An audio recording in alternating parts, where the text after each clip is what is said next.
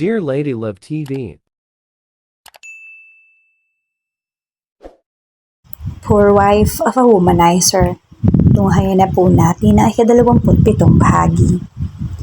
Nagising ako nang maramdaman kong may tumatamang liwanag sa aking mukha.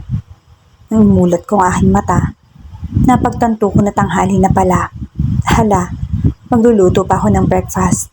Hindi ko alam kung breakfast pa ba o lunch na. Naku, buti na lang. Buti na lang at Sabado ngayon. Wala akong pasok. Kundi nag-skip na ako ng mga subjects ngayong umaga. Naku naman. Bakit pa ako ngayon tinamad na bumangon? Kaagad kong nahila yung kumot. Papatakip sa aking katawan nang mapagtanto ko na wala akong suot na undergarments. Pero nakasuot ako ng white long sleeve ni Ram. Ang laki naman nito sa akin at pakiramdam ko hindi komportable. Baka kasi bumakat yung nipples ko. Muntik ko nang malimutan kung bakit ako nagkakaganito ngayon. Pinagbigyan ko nga pala si Ram na ma-enjoy kami kagabi. Highs, bakit parang nakakahiya? Good morning, my love. Breakfast in bed. Napatingin ako sa pintuan at nakita kong pumasok si Ram na may dalang tray ng pagkain. Kumindat pa siya sa akin nang makita niya akong nakatingin sa kanya. I smiled. Ikaw ang nagluto? Tanong ko nang ilapag niya sa kama yung tray bago siya lumapit sa akin at hinalikan ako sa noo. Good morning. He mouthed and kissed me again. Yup, gusto kong ipagluto yung asawa ko. Di naman pwede na ako ang palagi niyang nilulutuan. He added and he winked on me. Lumipat ako sa kanya at pinanggigilan ko yung pisngi niya. Good morning too. Ang ganda ng ngiti mo ha. Ang saya mo. Puna ko sa kanya. Siyempre kasama kita. Lagi naman ako masaya kapag naririyan ka. Hinawakan niya yung pisngi ko at akmang lalapit niya sa akin ang mukha niya para halikan ako agad. Pero agad ko rin namang iniharang ang dalawa kong daliri sa lips niya. Halik ng halik, hindi pa naman ako nakakapag-toothbrush o kaya nakakapaghilamos. Oops, nakakarami ka na. Natatawang pigil ko sa kanya. Naiiling na hinawakan niya yung kamay ko at hinalik-halikan yung daliri ko. Ang damot naman ng asawa ko. Isa lang naman, reklamo niya. Che, di pa kaya ako nakakapaghilamos, halika na agad. Inirapan ko siya at umalis ako sa pagkakakumot ko para pumunta sa banyo at mag-ayos ng sarili ko bago kumain. Ano naman? Naaasar niyang tanong. Wala, dyan ka na muna. Hilamos muna ako. Nagsuot ako ng slippers ko at naglakad papasok sa banyo. Pinagmamasdan ko ang sarili ko sa salamin. Ang laki naman ng sleeve niya sa akin. Abot hanggang kalahat ng hita ko. Parang nakadress na oversize na. Tapos hindi naman pala nakikita yung nipples ko. Akala ko lang pala yon. I wash my hands before I comb my hair. Naghilamos na ako. Pagkatapos ko mag-toothbrush, agad kong tinuyo yung mukha ko. Nagulat ako nang pagkatapos ko magpunas. Nagtama ang mata namin ni Ram sa salamin and he was leaning on the closed door while staring at me. Kanina ka pa ba dyan? Tanong ko sa kanya na makaharap ako sa kanya. Can I have my kiss? Napailing ako nang marinig ko ang tanong niya. Baliw na talaga ang lalaking to. Talagang sumunod pa rito para lang sa kiss. Later, tomorrow, next time, next day, next. Hindi ko na natapos na sasabihin ko na inisihang hakbang niya ang pagkita namin dalawa at walang sabi-sabing siniil niya ako ng halik. Napahawak ako sa kanyang balikat na mas higitin niya ako papalapit sa kanya at mas idiniin pa ang halikan namin dalawa. Malamig ng pagkain no. Nanlaki ang mata ko nang pagkatapos niya makuha ang gusto niya. Iniwan niya ako na nakatulala sa loob ng bathroom. Seriously, yun ang sasabihin niya? Wala sa sariling bumalik ako sa kama at nakita ko siyang nakaupo habang nakatingin sa akin. Uupo na sana ako sa kama nang bigla niya akong higitin papaupo sa lap niya. Ano pa? Naiinis na hinampas ko yung kamay niya. I love you, he whispered that makes me stop. Oh God, hey, I love you. Baliw, I love you too. Sira, I love you more. Che, I love you more and more. Shut up. I love you forever, he said and hugged me tight. I laughed as I heard him chuckle. Umagang nababaliw na naman kami. Ewan ko sa isang matamis niyang salita, nawawala na agad yung inis ko. Siguro dahil ito, yung expected kong sasabihin niya kapag hinahalikan niya ako, hindi yung sinasabi niya. Labas tayo.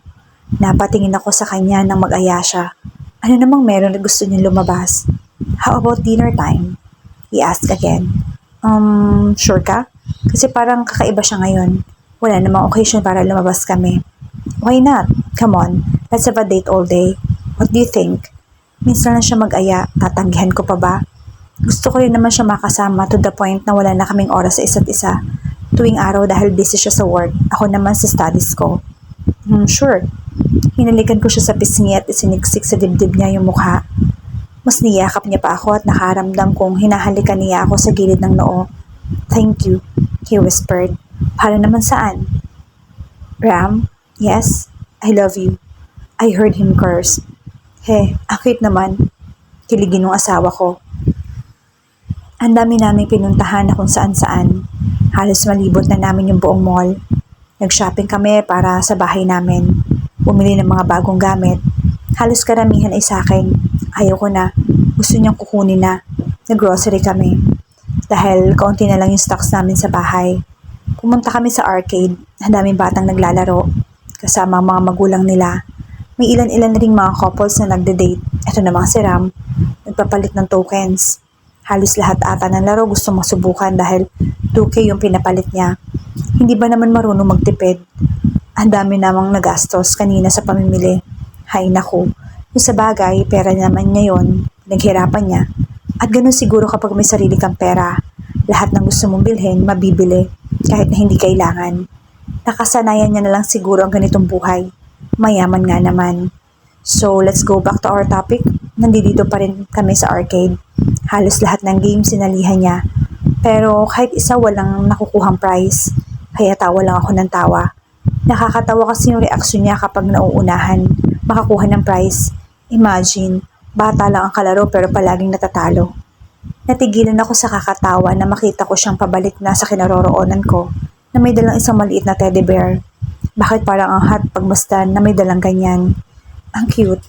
Tadan! Ayos ka ba? Kumikindat na tanong niya sa akin. Pinakita niya ang teddy bear sa akin. Ang cute. Parang nagpapapi eyes tapos nakanguso. Yeah, ang cute. Wow, ang cute. Para sa akin ba to? Nanggigigil kong kinuha sa kanya yung teddy. Ang sarap yakapin parang si Cloudy Bear ko lang. Para kanino pa ba? You like it? Namulsa siya habang pinagmamasdan ako. Tumango ako at nginitian siya. Hey, dalawa na ang toy ko na galing sa kanya. Yes, thank you Ram. Ang cute, dapat pala dinala ko si Cloudy eh. Tumingin ako sa kanya. O ayan, baka makalimutan mo na ako niyan. Wala ba akong kiss dyan? Sinamaan ko naman siya ng tingin bago ko nilibot sa paligid ng aking mga mata. Kiss? Ang daming tao kaya. Mamaya na, nakakahiya. Promise, bibigyan kita ng marami. Hinitian ko siya na siya namang ikinasimangot niya. So, kinakahiya mo ako? Nagtatampo na yung tanong sa akin. Of course not. Hindi madaming bata, ano ka ba? Pangatwiran ko. Dumawakbang siya papalapit sa akin na siya namang ikinaatras ko. Akala ko hahalikan niya ako pero tinuro niya sa akin ang pisngi niya na para bang nagsasabi na siyang halikan ko na siya. Dali na, isa lang. Nakangisi niya sabi habang tinuturo yung pisngi niya. Isa lang? Panigurado ko na namang ikinangisi niya. Inilipat ko na yung mukha ko para halikan siya. Sa pisngi nang bigla siyang lumingon sa akin, kaya nahalikan ko siya sa lips. Ang sweet naman nila. Ang gwapo ni kuya. Bagay na bagay sila. Ang ganda kaya ni ate oh. Yeah, kiss pa. Sana all may jowa. Nahihiyang nilingon ko mga kabataan na nasa gilid. Group sila na nakatingin sa amin. Hala, grabe naman sa sana all. Pati mga batang nakatingin sa amin mukhang kinikilig. Pati na rin yung mga magulang nila. Nakakahiya tuloy. Tara na nga. Hinakbayan ako ni Ram at naglakad na kami palabas ng arcade. Nang may lumapit sa akin isang babae. At kung hindi ako nagkakamali, isa siya sa mga sumigaw ng sana all. Ate, pwede po ba kami magpa-picture sa inyo? Nagkatinginan kami ni Ram. Mukha na ba akong artista para magpa-picture sila? Sige, picture lang naman, bakit ko pa ipagdadamot? Wow, ang ganda mo ate, how to be you po? Ate, ang ganda mo talaga, bagay kayo. Anong pangalan nyo? Sunod-sunod na tanong sa akin ang lumapit na mga kasamahan niya. Ako cute nila. Tumabi sila sa amin ni Ram. Hindi na rin naman nakaangal si Ram eh. May isang lalaking padaan at napakisuyuan ng mga magkakaibigan na kunan kami ng litrato. 1, 2, 3, smile! Sabi nito. Salamat ate. Salamat kuya. Sabay-sabay nilang sabi pagkatapos ay nagpasalamat sa lalaking kumuha ng larawan sa amin at nginitian kami. Bagay kayo, naway mabiyayaan kayo ng tahimik at mas mapuno pa ng pagmamahal ang inyong pagsasama. Hangad ko ang inyong kaligayahan magpakailanman. Ngumiti ako bago umalis. Ang lalim nun ha. Hindi halata na fans yun ng GMA Network. Mahinang siniko ni Ram sa sinabi niya. Baliw. Gabi nang makaalis kami ng mall. Ang sabi ni Ram, may pupuntahan pa raw kami. At ang mga pinamili namin ay kinuha na ng driver at dinala na sa bahay namin. Ang maid na raw ang bahala mag-ayos ng mga pinamili namin para sa kusina, pero mga gamit na binili niya para sa akin ay hindi niya pinadala. Nasaan na ba tayo, Ram? Tanong ko habang nakasilip sa bintana. Sabi niya hindi pa kami uuwi, may pupuntahan pa raw kami. Malapit na tayo. Nagugutom ka na ba? Bumaling ako sa kanya na nagmamaneho. Umiling ako na sinulyapan niya ako. Hindi naman, pero parang ang layo naman ito sa atin ha. I pouted. Ano naman, natatakot ka ba? Don't be dahil nandito ako. Hindi kita pababayaan. I promise, mag-e-enjoy ka. Hinawakan niya yung kamay ko at hinalikan. Kanina pa kaya ako nag-e-enjoy. Ang dami nating napuntahan together ngayong araw. As in buong araw kami magkasama na palakad-lakad lang. Ang saya ko kaya ngayon. As in sobrang saya. Hindi ko alam kung bakit ganito ako kasaya. Basta ang alam ko lang ay masayang masaya ako na kasama ko siya. Na-enjoy ko ang bawat minuto na kasama ko siya. Ang saya ng puso ko. Ang tahimik ng utak ko. Buong sistema ko ay masaya. We are here, my love. Napaigtad ako nang marinig ko ang boses niya. Nakababa na siya at nakabukas na yung passenger side. Hey, problem? Sinilip niya ako sa loob. Umiling ako at nginitian siya bago ko kinuha yung shoulder bag ko. Sinuri ko ang buong paligid. Nakita kong parang nasa gitna ng isang malaking garden. Is this a park? Naglakad kami papalapit sa mga ilaw at nakikita kong may nakahandang mauupuan sa damuhan na may isang blanket na may throw pillow at basket na sa tingin ko ay pagkain ng laman. Like it, my love? Tanong niya sa akin dahilan para mapabaling ako sa kanya na may malaking ngiti sa labi. Wow, ang ganda. Dito tayo magdi-dinner? Masayang tanong ko. Yes, ipinihanda ko to para sa'yo. Akala ko hindi mo magugustuhan, love.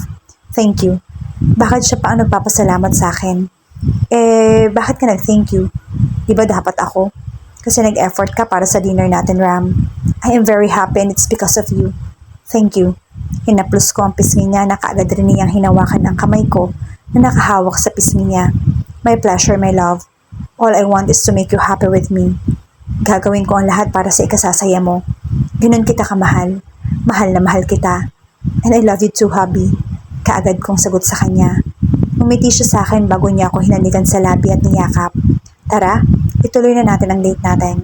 Sabi niya nang pakawalan niya ako sa yakap niya. Naupo ako sa throw pillow na nakapatong sa blanket. Then kinuha ko ang isa pa para yakapin. Ram, ang ganda oh. Stargazing muna tayo. Sabi ko habang nakaturos sa kalangitan na sobrang ganda dahil sa napakadaming stars. Napatingin ako sa likuran ko nang maramdaman kong may jacket na pumatong sa balikat ko. At nang lingunin ko, si Ram, hinubad niya yung jacket niya at ipinatong sa akin. Kaya naka long sleeve sweater jacket na lang siya. Naupo siya sa tabihan ko. Inayos ko yung jacket niya sa likod ko bago sumandal sa balikat niya. Naramdaman kong pinalibot niya sa bewang ko yung kamay niya. Ano nga ulit ang sinabi mo? Stargazing muna tayo. Bakit hindi ka ba nakakaramdam ng gutom? Pwede naman tayong mag-stargazing habang kumakain. Mamaya na. Tingnan mo yun oh. Ang ganda. Ang ganda-ganda. Itinuro ko yung mga bituin na nakikita ko. Para talaga silang shape rin ng star at ang kinang ng mga bituin. Ang ganda talaga. Oo nga. Maganda. Nagangat ako ng tingin sa kanya. At nakita ko siyang nakatitig sa akin ng seryoso. Pero mas maganda yung asawa ko. Napangiti ako nang marinig ko yung sinabi niya. Ngumisi siya sa akin. Bolero. Of course not. Maganda ka, Sarah. Magandang maganda ka sa mga mata ko. He said. Oo na. Kumain na kaya tayo. Umalis ako sa pagkakasandal sa kanya at tiningnan ko kung ano yung laman ng basket. Dami mo talagang excuses ha. Naiiling na kinuha ko yung plates at siya naman. Binuksan yung mga Tupperware na may lamang kanin at ulam. Sa kalagitnaan ng tawanan namin, habang kumakain, nakarinig ako ng sunod-sunod na putok. At nang tingnan ko kung ano at saan nanggagaling, Nanlaki ang mata ko na makita ko ang makukulay na fireworks. Wow! Hindi ko maiwasang mapamangha. Grabe. Mas nanlaki ang mata ko na makita ko ang nabubuong salita sa fireworks na siyang hindi ko mapigilang maluha sa sarili ko sa sobrang saya. I love you, my love. Salita na nabuo sa fireworks. Oo, kanina pa ako masaya. Sobrang saya ko. Pero hindi ko alam na may mas isasaya pa pala ako. Umiyak ako dahil sa sobrang sayang nararamdaman ko. Hey, why are you crying? Tahan na. Kung alam kong iiyak ka kapag nakakita ng fireworks, di sana hindi ko na ginawa. Don't cry, please. Pagpapatahan niya sa akin at niyakap ako. Niyakap po siya ng mahigpit at umiyak sa kanyang balikat. Feel ko lang na umiiyak. Sa sobrang saya. Nasaan sila? Seryoso kong tanong sa tauhan ko na nasa kabilang linya. Nasa isang park sila, boss. Sa tingin ko ay masayang masaya sila at walang makakapaghiwalay sa kanila. Ano, boss? Tuloy pa ba ang plano? Ibinato ko ang basong hawak ko dahil sa sinabi ng tauhan ko. Hayop sila. Wala ba talaga makakapaghiwalay sa kanila? Talaga lang ha. Hanggat buhay ako, hindi sila pwedeng mamuhay ng masaya. Hindi magtatagal maghihiwalay rin sila kapag sinimulan ko na yung plano ko. Tingnan lang natin kung saan aabot ang sayang nararamdaman nyo ngayon. Makikita nyo ang pait at sakit na nararamdaman ko ng mga nakalipas na taon. Hindi ako papayag na maging masaya kayo habang ako miserable. Magsasama tayong miserable sa hukay. Hanggat may oras pa. Sulitin na nila. Ito na ang katapusan ng kasiyahan nila. Tandaan mo yan.